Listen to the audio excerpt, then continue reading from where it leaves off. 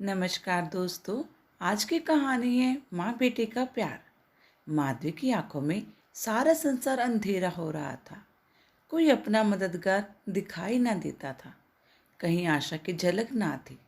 उस निर्धन घर में वह अकेली पड़ी रोती थी और कोई आंसू पोंछने वाला ना था। उसके पति को मरे हुए 22 वर्ष हो गए थे। घर में कोई संपत्ति ना थी। उसने ना जाने किन तकलीफों से अपने बच्चे को पाल पोस कर बड़ा किया था। वही जवान बेटा आज उसकी गोद से छीन लिया गया था। और उसने छीनने वाला कौन थे? अगर मृत्यु ने छीना होता तो वह सब्र कर लेती। मुंह से किसी को द्वेष नहीं होता, मगर स्वार्थों के हाथों यह अत्याचार असह्य हो रहा था। इस घोर संताप की दशा में उसका जी रह रहकर इतना विफल हो जाता कि इस समय चलूं और उस अत्याचार से इसका बदला लूं जिसने उस पर निष्ठुर आघात किया है। मारूं या मर जाऊं, दोनों में ही संतोष हो जाएगा। कितना सुंदर, कितना होनहार बालक था। यही उसके पति की निशानी, उसके जीवन का आधार, उसकी उम्र भर की कमाई थी। वही लड़का इस वक्त जेल में पड़ा, ना जाने क्या क्या तकलीफें झेल रहा होगा। और उसका अपराध क्या था? कुछ नहीं। सारा मोहल्ला उस पर जान देता था। विद्यालय के अध्यापक उस पर जान देते थे। अपने बेगाने सभी तो उसे प्यार करते थे। कभी उसकी कोई शिकायत सुनने में नहीं आई। ऐसे बालक की माता होने पर उसे बधाई देते थे। कैसा सज्जन, कैसा उदार, कैसा परमार्थी। खुद भूखों सो रहे, मगर क्या मजाल की द्वार पर आने वाले अतिथि को रूखा जवाब दे। ऐसा बालक क्या इससे योग्य था कि जेल में जाता? उसका अपराध यही था। वह कभी कभी सुनने वालों को अपने दुखी भाइयों का दुखड़ा सुनाया करता था। अत्याचार से पीड़ित प्राणियों की मदद के लिए हमेशा तैयार रहता था। क्या यही उसका अपराध था? दूसरों की सेवा करना भी अपराध है। किसी अतिथि का आश्रय देना भी अपराध है। इस युवक का नाम आत्मानंद था। दुर्भाग्यवश से उसमें वे सभी सद्गुण थे जो जेल का द्वार खोल देते हैं। वह निर्भीक था, स्पष्टवादी था, साहसी था, स्वदेश प्रेमी था, निस्वार्थ था, कर्तव्यपरायण था। जेल जाने के लिए इन्हीं गुणों की जरूरत है। स्वाधीन प्राणियों के लिए वे गुण स्वर्ग का द्वार खोल देते हैं। अपराधियों के लिए नरक के। आत्मानंद के सेवा कार्य ने, उसके विपगतों ने और उसके राजनीतिक लेखों ने उसे सरकारी कर्मचारियों की नज़रों में चढ़ा दिया था। सारा पुलिस विभाग नीचे से ऊपर तक उसके सतर्क रहता था। सबकी निगाहें उस पर लगी रहती थी। आखिर जिले में एक भयंकर डाके ने उन्हें इच्छित अवसर प्रदान कर दिया। आत्मानंद के घर की तलाशी हुई। कुछ पत्र और लेख मिले जिन्हें पुलिस ने डाके का बीजक सिद्ध किया। लगभग 20 युवकों की एक टोली फांस ली गई। आत्मानंद इसका मुख्य ठहराया गया। शहादतें हुई। इस बेकारी और गिरानी के ज़माने में आत्मा सस्ती और कौन वस्तु हो सकती है? बेचने को और किसी के पास रह ही क्या गया है? नामात्र का प्रलोभन देकर अच्छे से अच्छी शहादतें मिल सकती हैं। और पुलिस के हाथों निकष से निकष गवाहियाँ भी देववाणी का महत्व प्राप्त कर लेती हैं। शहादतें मिल गई। महीने भर तक मुकदमा क्या चला, एक स्वांग चलता रहा और सारी अभियुक्तों को सजाएं दी गई। आत्मानंद को सबसे कठोर दंड मिला, 8 वर्ष का कठिन कारावास। माधवी रोज कचहरी जाती, एक कोने में बैठी सारी कार्यवाही देखा करती। मानवीय चरित्र कितना दुर्बल, कितना नीच है, इसका उसे अब तक अनुमान भी न हुआ था। जब आत्मानंद को सजा सुना दी गई और वह माता को प्रणाम करके सिपाहियों के साथ चला तो माधवी मूर्छित होकर गिर पड़ी। 2-4 सज्जनों ने उसे एक तांगे पर बिठाकर घर तक पहुंचाया। जब से वह होश में आई है, उसके हृदय में शूल सा उठ रहा है। किसी तरह धैर्य नहीं होता। उस घोर आत्मा वेदना की दशा में अब जीवन का एक लक्ष्य दिखाई देता है और वह इस अत्याचार का बदला है। अब तक पुत्र उसके जीवन का आधार था, अब शत्रु से बदला लेना ही उसके जीवन का आधार होगा। जीवन में उसके लिए कोई आशा ना थी। इस अत्याचार का बदला लेकर वह अपना जन्म सफल समझेगी। इस अभागे नर पिशाच बगची ने जिस तरह उसे रक्त के आंसू रुलाए हैं, उसी भांति ये भी उसे रुलाएगी। नारी हृदय कोमल है, लेकिन केवल अनुकूल दशा में, जिस दशा में पुरुष दूसरों की दबाता है, स्त्री शील और विनय की देवी हो जाती है। लेकिन जिसके हाथों में अपना सर्वनाश हो गया हो, उसके प्रति स्त्री की पुरुष से कम घृणा और क्रोध नहीं होता। अंतर इतना ही है कि पुरुष शास्त्रों से काम लेता है, स्त्री कौशल से। रात भीगती जाती थी और माधवी उठने का नाम न लेती थी। उसका दुख प्रतिकार के आवेश में विलीन होता जाता था, यहाँ तक कि इसके सिवा उसे और किसी बात की याद ही न थी। उसने सोचा, कैसे ये काम होगा। कभी घर से नहीं निकली। वे धब्बे के बाईदाल इसी घर कट गए। लेकिन अब निकलूंगी, जबरदस्ती निकलूंगी, भिखारन बनूंगी, टहलनी बनूंगी, झूठ बोलूंगी, सब कुकर्म करूंगी। सत्कर्म के लिए संसार में स्थान नहीं। ईश्वर से निराश होकर कदाचित इसकी ओर से मुंह फेर लिया है। जब भी तो यहाँ ऐसे ऐसे अत्याचार होते हैं और पापियों को दंड नहीं मिलता। अब इन्हीं हाथों से उसे दंड दूंगी। संध्या का समय था। लखनऊ के एक सजे हुए बंगले में मित्रों की महफिल जमी हुई थी। खाना बजाना हो रहा था।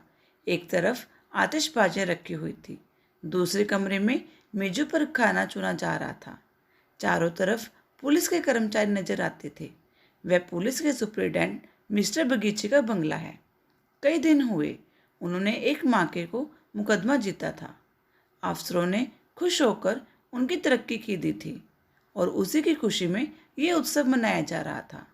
यहाँ आए दिन ऐसे उत्सव होते रहते थे। मुफ्त के गवैये मिल जाते थे, मुफ्त की आतिशबाजी, फल और मेवे और मिठाइयाँ आधे दामों पर बाजार से आ जाती थी और चट दावत हो जाती थी। दूसरों के जहाँ 100 लगते, वहाँ इनका 10 से काम चल जाता था। दौड़ धूप करने को सिपाहियों की फौज थी ही। और यह मार्ग का मुकदमा क्या था? वह जिसमें निरपराध युवकों को बनावटी शहादत से जेल में ठूस दिया गया था। गाना समाप्त होने पर लोग भोजन करने बैठे। बेगार के मजदूर और पल्लेदार जो बाजार से दावत और सजावट के सामान लाए थे, रोते या दिल में गालियाँ देते चले गए थे।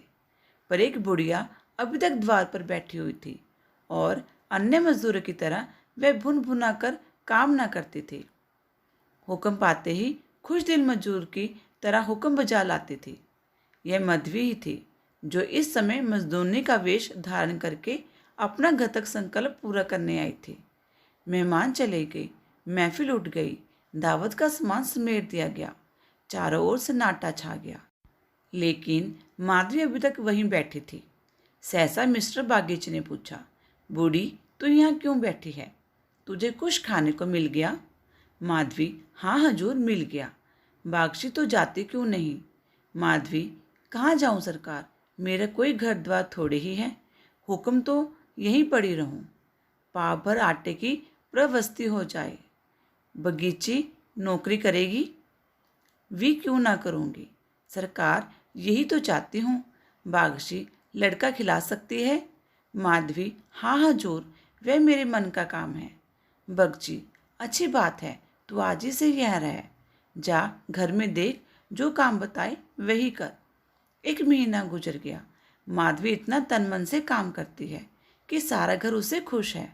बहू जी का मिजाज बहू में चिड़चिड़ा है।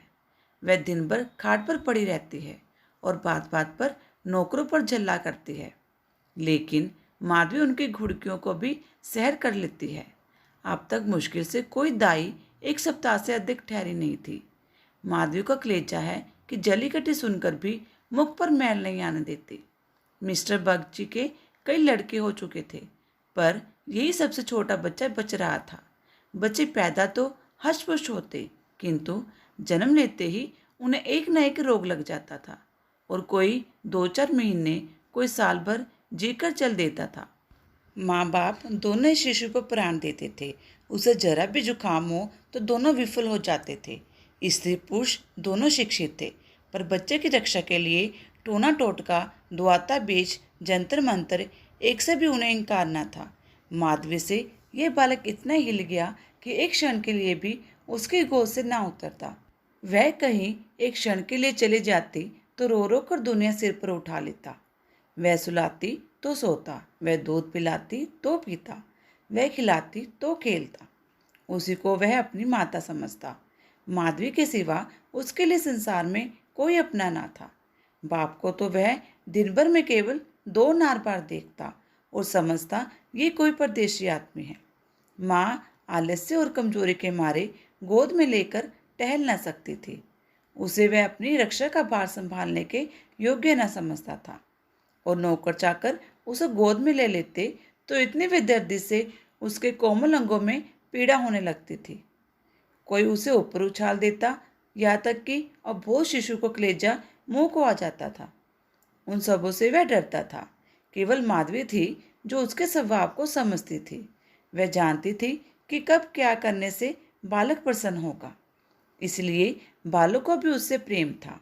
माधवी ने समझाया था यहाँ कंचन बरसता होगा, लेकिन उसे देखकर कितना विस्मय हुआ कि बड़ी मुश्किल से महीने का खर्च पूरा पड़ता है।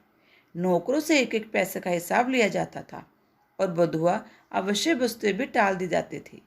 एक दिन माधवी ने कहा, बच्चे के लिए कोई तेज गाड़ी क्यों नहीं मंगवा देती? गोद में उसकी बाढ़ मारी जाती है। मिसेस बागजी ने कुंठित होकर कहा, कहाँ से मंगवा दूँ? कम से कम 50-60 रुपये में आएगी। इतने रुपए कहाँ हैं? माधवी, मालकिन आप भी ऐसा कहती हैं? मिसेस बगची झूठ नहीं कहती।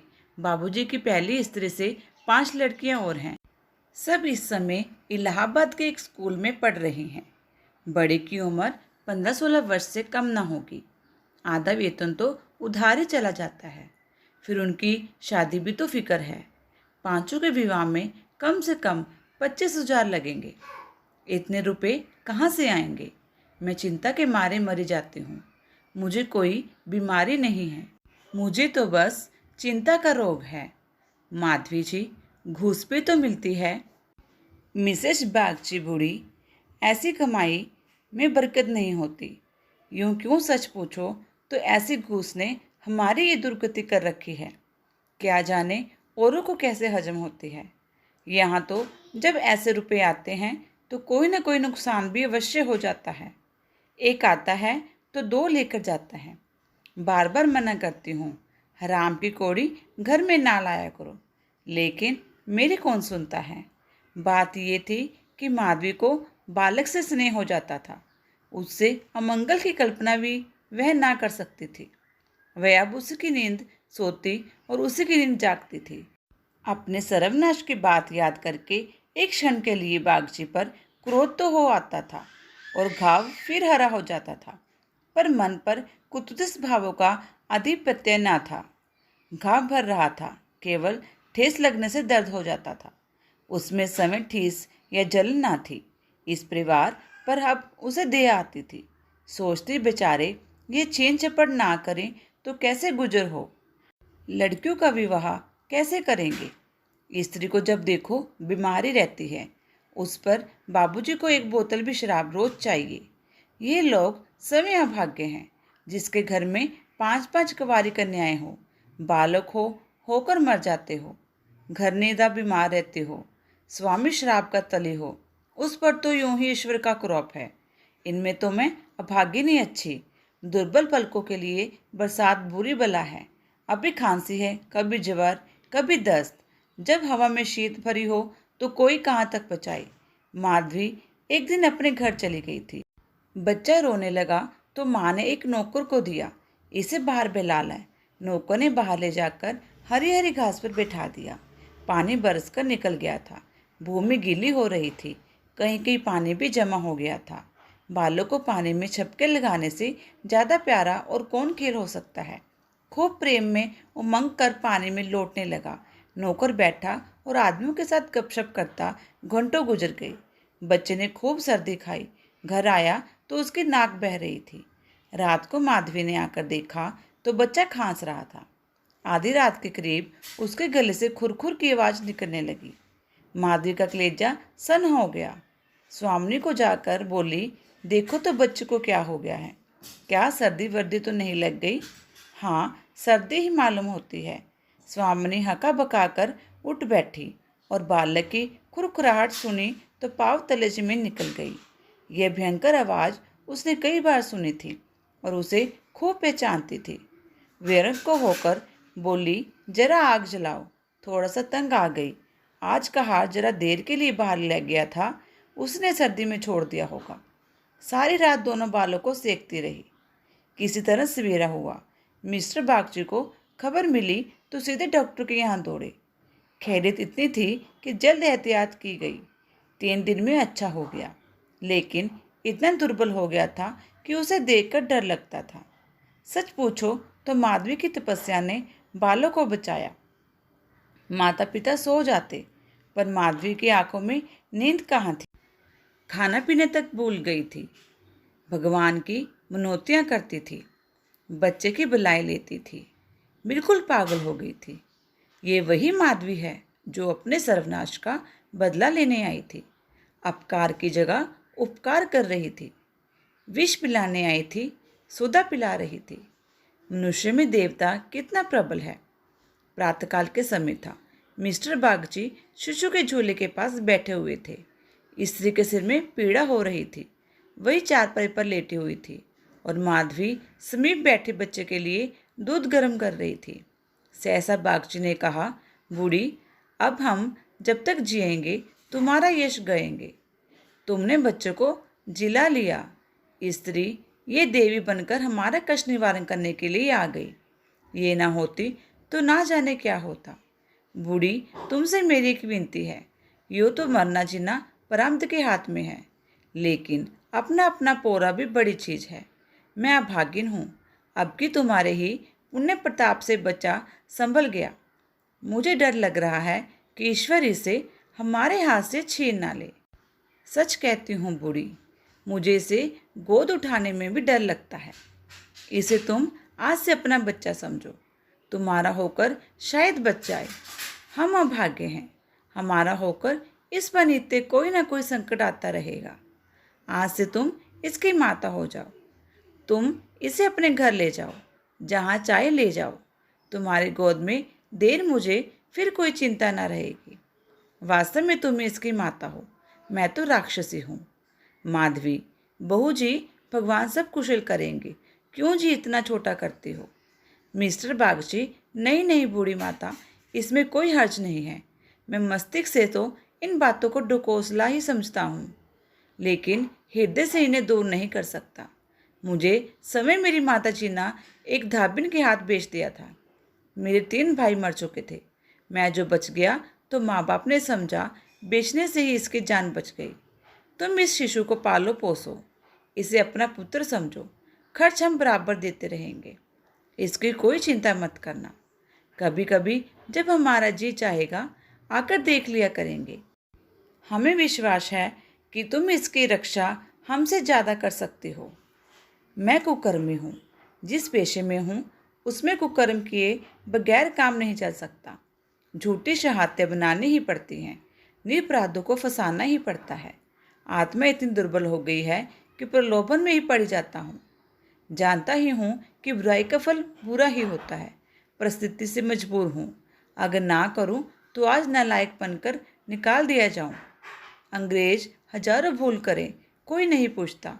हिंदुस्तानी एक भूल भी कर बैठे तो सारे अफसर उसके सिर हो जाते हैं।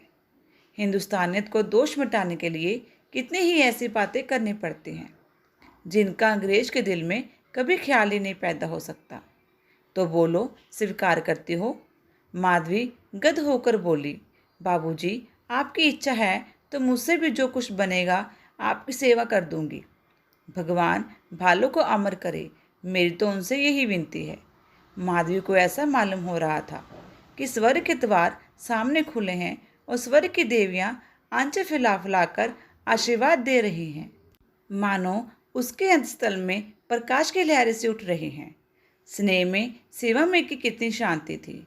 बालक अभी तक चादर ओढ़े सो रहा था। माधवी ने दूध गर्म हो जाने पर उसे झूले पर से उठाया तो चिल्ला पड़ी। बालक की देह ठंडी हो गई थी और मुंह पर वह पीलापन आ गया था, जिसे देखकर कलेजा हिल जाता है, कंठ से आ निकल जाती है और आंखों में आंसू बहने लगते हैं। जिसने इसे एक बार देखा है फिर कभी नहीं भूल सकता। माधवी ने शिशु को गोद से चिपटा लिया, हालांकि नीचे उतार देना चाहिए था। कोहराम मच गया। माँ बच्चे को गले से लगाते रोती थी, पर उसे जमीन पर ना सुलाती थी। क्या बातें हो रही थी और क्या हो गया। मौत को धोखा देने में आनंद आता है।